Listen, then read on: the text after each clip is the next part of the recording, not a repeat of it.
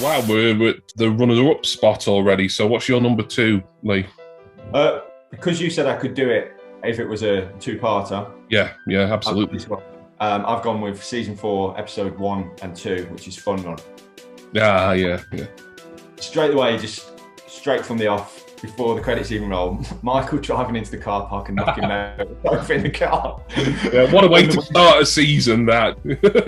When he goes to explain it to the office, almost as if like something's happened to Meredith, it's like someone has died, almost kind of humour to it, and then not even acknowledging that he's so lucky you were there on the scene. It's like, well, it turned out he was the driver of the car, and it's just I just think it's so. I mean, I've wrote down so many different things. I mean, this is also the episode where it's a subplot, and it's a brilliant subplot.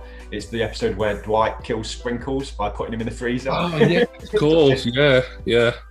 Just an amazing bit. But I mean, it's got. I'm trying to think. He tries to tie the balloons when he goes to see Meredith at the hospital on the IV, which is just. And then when they're talking about what she's on, Creed just lists every single painkiller you could ever imagine in your life. I mean, touching on Creed's one of those characters who definitely, for me, just grew and grew and grew and grew. Yeah, some of the moments. I mean, you're saying about what you found out about Wikipedia. I occasionally listen to that Office Ladies, and it turned out with Creed, he was just generally an extra, and that's why he is called by Creed, and that's his actual name. And then they just gave him a speaking part, and then he just kind of stayed and just grew and grew and grew into the more kind of. I think the more time they spent with him, not actually filming and writing with him in mind, the more they realised that he is a really interesting person. And I think some of the times, from what I can gather, his actual character and his actual real life persona have a little slight overlap almost. So he is kind of like a little bit off the wall in real life as well. Yeah. So I'm trying to think what else I wrote down here. Oh, brilliant standout line. If there's not a God, then who's Jesus' dad? That's what I'm doing. I forgot about that line. Oh yeah, that's yeah. And then when he gave the myths on rabies, he goes, myth, 3 people a year are killed by rabies. Fact, 4 people a year are killed by rabies. It's just like stupid. And he obviously does I mean, it's a great episode for Michael again, because he just shows how daft he is, where he eats all the pasta before he does the fun run, and then ends up just like collapsed on the side of the road and can't do any more. Oh, apparently European officers, they're naked all the time because she sees, Pam sees the end of my... Oh yeah, of course, she walks in on him and he's got his lad out, yeah. They've made the kind of, obviously, the charity names that they've come up with is so long, but they've actually made wristbands for support the rabbit. I think it says rather than support babies. I just think it's one of them where you touched last time on the subplot. I think every part of this episode, kind of Meredith is kind of the subplot, and the run is they've also got the subplot of Sprinkles, and the way it's played out over 2 episodes. This is one of the episodes where I said in the last one it's more about showing where it goes with the Office. This one I just found was almost a laugh a minute. This is kind of like it's constantly funny throughout, and there's no kind of quiet moments to it. There's always something. I imagine if I sat and watched it again now, there might even be bits that I've missed. Oh yeah, kind of happened. Just even if it's just like looks from people, or because there's just so much going on, you just find yourself laughing so much at it. So well, I love the looks. It plays into the style of a mockumentary, but some of the funniest Office stuff, as you'll know, mate, is just kind of not even when anyone's talking, just kind of like an eye roll from Stanley. Yeah, and obviously like sort of Jim's constant sort of glance into camera, and he's always got some sort of reaction to give towards the viewer. I love sort of spotting things like that I maybe missed the previous time, or that I'd forgotten about, these little bits that are just, oh, that were good, yeah. I think Oscar's a really good character for that as well, because I know obviously further on he got more and more, but he does some fantastic like little just sideward glances or looks that if you ever catch him, I think he's very good at that kind of comedic acting where it's a reaction without overstating the reaction kind of thing. But if you catch it, you kind of like, you can almost imagine that it's the kind of reaction you maybe even would pull yourself if someone had sent to it, just like the odd like little raise of an eyebrow, or just like that's not quite right kind of thing. But yeah, I mean, I like I said, that one, my number 1 is very much belly laughs constantly, but this one, it just over 2 episodes, good story arc, good subplot. Yeah. And very, very, very funny. So that's why I've gone with Fun Run as my number 2.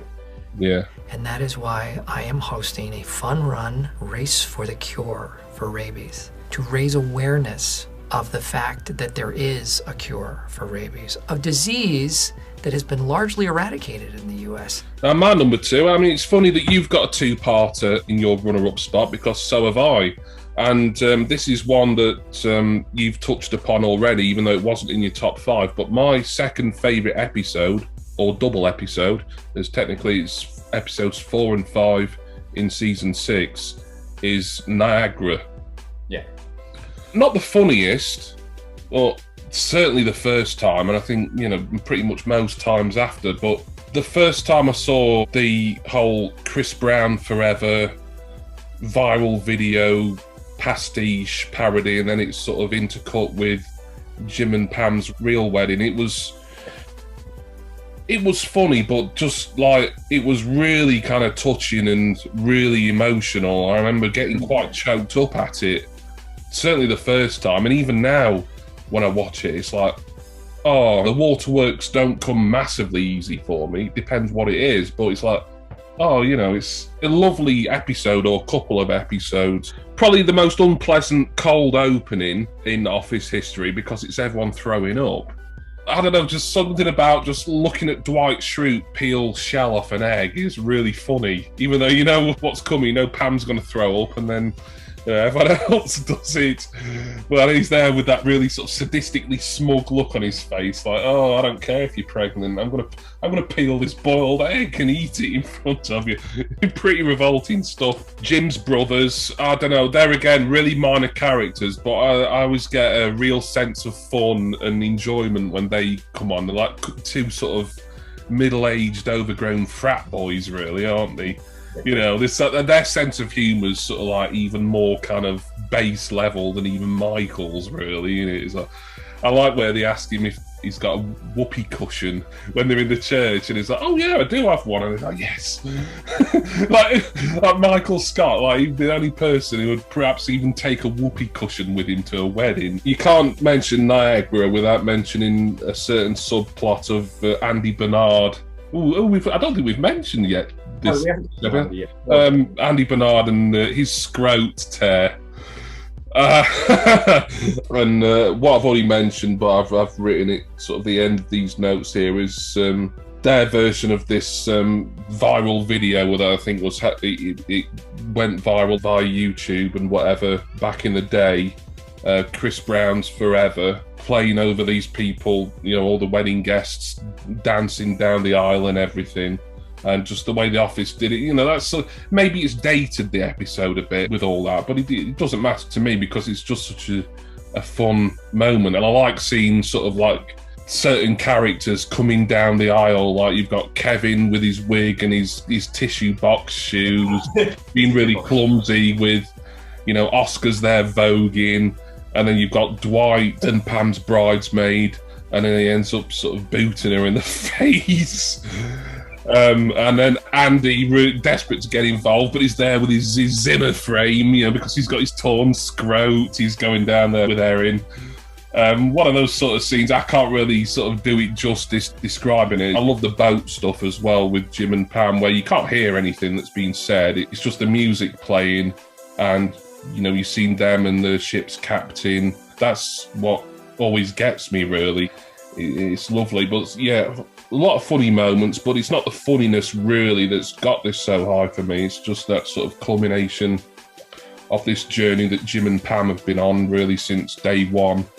Is that investment in the character? It's like what we talked about earlier. It's that by that stage you're so invested in Jim and Pam and that relationship, and them. It's kind of like not the end of that, but it's done, and it's done so well. It's like you said, the funny, but also integrating it with the actual where they went to get married on the boat. It's a really, really good scene. I mean, it might be someone could just go off this now and look on YouTube and find it and just don't know what them two on about. But if you've invested that amount of time in those characters, you can't think of a better way that they did that wedding and what they did with that scene. I think it's just done so well. Yeah, beautifully done. I love it. I mean, it's my number 2, and I think that'd always be in or around my top 5, even if sort of I had to go away and do a new top 5 in a week's time or whatever, which I won't be doing, by the way. But this isn't a weekly series. It should be. I thought it was.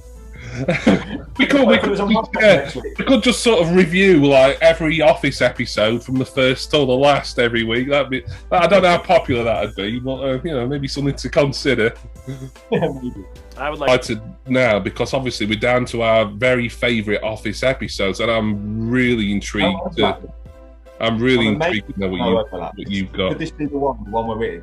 The fact that we've had no overlap at all has been really good. But if you've not got my number one I thought it'd be in your top 5, so I'm thinking maybe we've overlapped. My number 1 episode of The Office, season 4. Is yours from season 4? No. Episode 9, Dinner Party. No. No. Oh, no, you know. That's not my number 1. No. No, so we haven't overlapped. Just. Oh well, we'll have to wait and see. You might have mentioned my number 1 already. Okay. But just this episode, I mean, I've wrote note after note after note after note. It's got one of the funniest lines I've ever heard, and it's when. sorry, I composed myself. Michael drinks some wine or smells some wine, and he says, "Oh, it's got a real oaky afterbirth." and Jim goes, "Pardon?" It's like they don't touch on it or get any more delve into it. It's just the most ridiculous line ever. And then obviously you've got.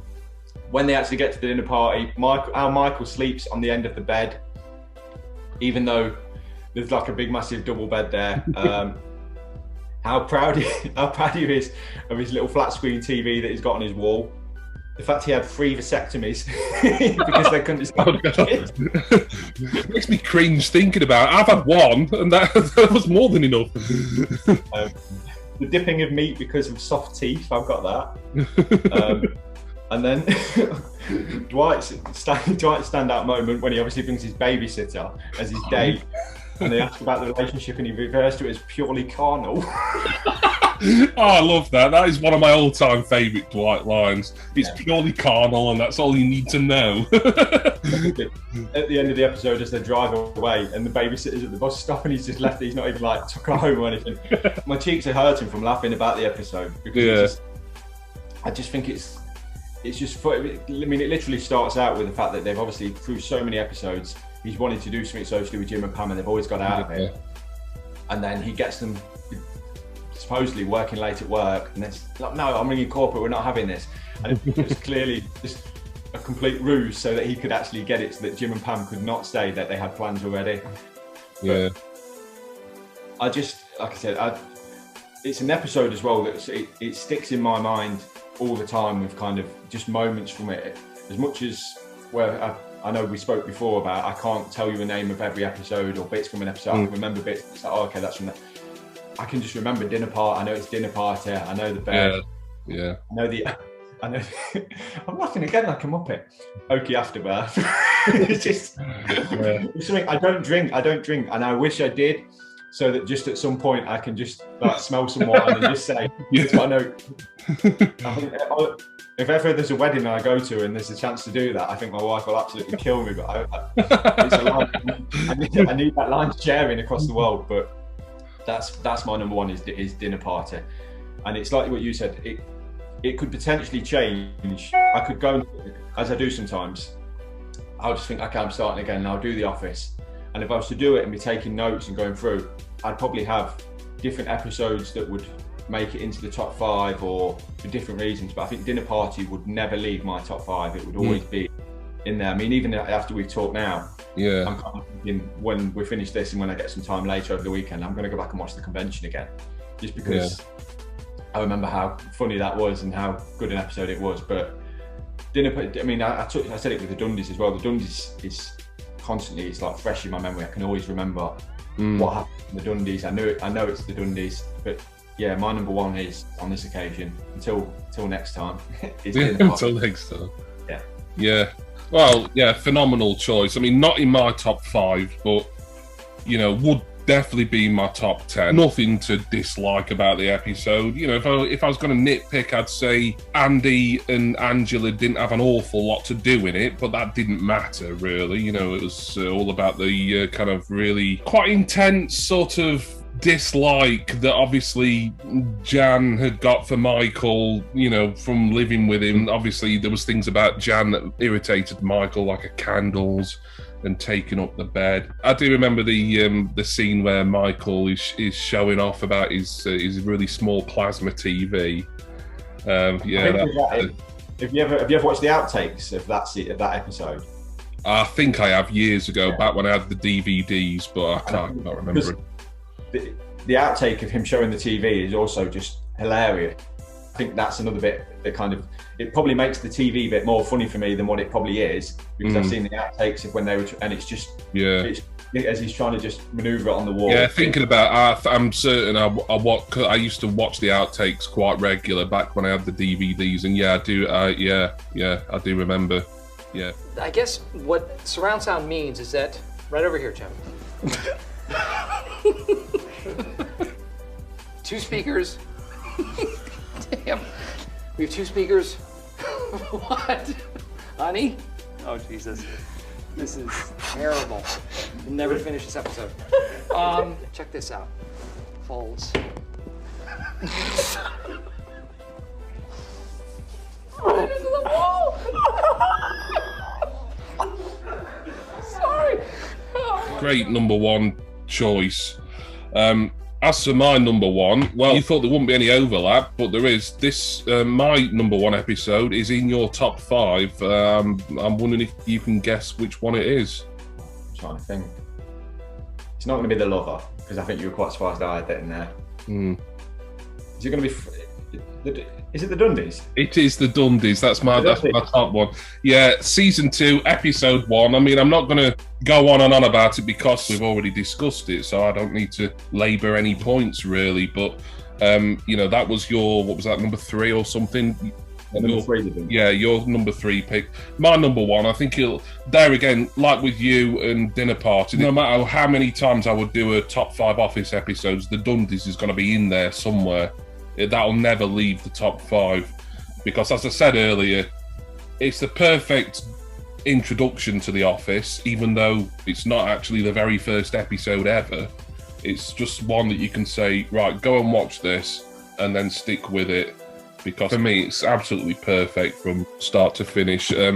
I'll read a couple of notes out. Scene that always makes me laugh is where Pam's going through all the videos of the past Dundee Awards, even though really he's a character who's probably barely had anything to say up until now. It's a funny moment for Kevin, and even though you don't see his face or anything, you just see his large frame sit down in front of the camera, and Pam's saying, yeah, this is where Kevin decided to sit in front of the camera for the rest of the awards. Michael's altering of song lyrics, love it. OPP by Naughty by Nature was the one he opened the Dundies at Chili's with, weren't it? And he kind of started off rapping fairly well, and Ryan was holding his, what do they call those, car idiot boards or something, is it? And obviously, you know, oh, well, he's not going to be able to keep this up for very long, and he doesn't. And of course, you've won a tiny Dundee, the Elton John classic remake. What else? Plenty of awkward and cringe moments from Michael. I think this is the debut of his a character that certainly wouldn't go down well in current climate. I don't think went down very well back then, but his character Ping. We saw a brief, and then the camera pans to an Asian lady in the chili, and that's a real sort of yeah. That's a real kind of. Yeah, it was. That was more David Brent than David Brent for me. That was. It was kind of like, yeah, Michael Scott's taken cringe to another level here. Yeah, Pam drunk. I mean, you know, you talked about that, but she plays drunk very well. As someone who has had training in acting, doing a convincing drunk performance is pretty difficult. But I think Jenna Fisher, she does it really well. We see her coming out of a shell, certainly in relation to her friendship / relationship with Jim. Drinking, she's a lot more fun, a lot more comfortable around Jim, not necessarily deliberately, but it kind of shows this is a fun side to Pam. Yeah, the Dundies, I'm not going to go on and on about it because we've already talked about it, and you know what a great episode is. It's in your top 5, and it's my number 1. It's perfect as far as I'm concerned. It's a great episode. it's hard to put them into, just like you said, into a top 5 because it is so difficult. They're all really. It's just, I think it's just personal. If you've got any kind of attachment to it, and like that's the Dundies. It's got that. I think for both of us, it's just absolutely, yeah. It's just amazing. I mean, it shows. It's just one episode out of how many, and the fact that I know we're not touching on the Funkos, but the fact that they've made a Dundee Funko and trying to lapping it up, everyone wants it, kind of thing. It says everything. Everyone wants to have their own Dundee. So really good choice for number 1, mate. Really good choice. Hello, everybody. You know, hey. Card. Oh yeah, I thought you left. No, I decided to stay. Oh. I just get a ride home from Angela. I'm going to call here, Revolution Good. Oh, good. I'm just in time for ping. Oh, that'll be fair. And Mr. Horny, right? You know what I'm talking about. Can I get a drink? Oh, yeah. Thank you for agreeing to do this top 5 office discussion show with me. I've had a brilliant time talking about the office. Like I say, I kind of half joked about it earlier, but I could do this kind of discussion about such a perfect, brilliant show with a fellow superfan like you. I could do this on a regular basis, and I'm sure we'd find stuff to talk about and laugh about for weeks and weeks and weeks, really.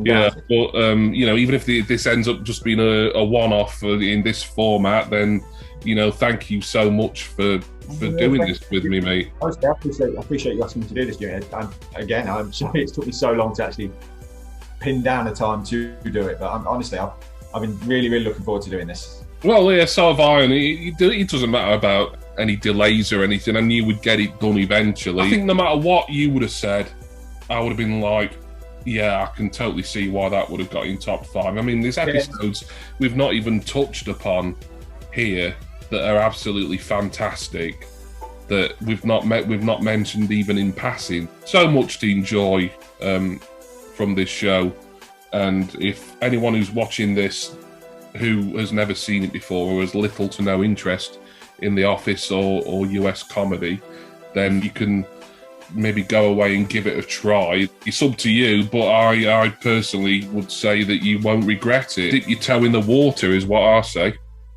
Yeah. The perfect episode to do it, the Dundies. If you're going to just think, I'll just do it and see. Even if you've tried it before and you thought, this ain't for me, just go and watch the Dundies. 20 minutes out of your life. It's shorter than what you see. If you're still sat here watching this now, it's shorter than that. And honestly, it's a brilliant show. You're missing out by not watching it, honestly. You really are. Yeah. Couldn't agree more. The Pop-Tart has said it perfectly. You're missing out if you don't give The Office a try. And on that note, I think that's going to be it from the pair of us. So I want to thank everyone for watching, and I want to give special thanks, as always, to my wonderful subscribers and patrons, of which the Pop-Tart is one of them, and I do appreciate him for that. So please, will you join me and join the Pop-Tart? Make sure you subscribe to Lee, by the way. I will leave a link for his channel in the description. But please, will you join us next time for our next videos? Cheers, everyone.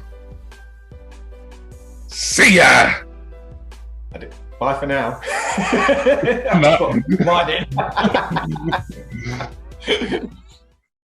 Hey, what's guys, got a from guys from you guys another video.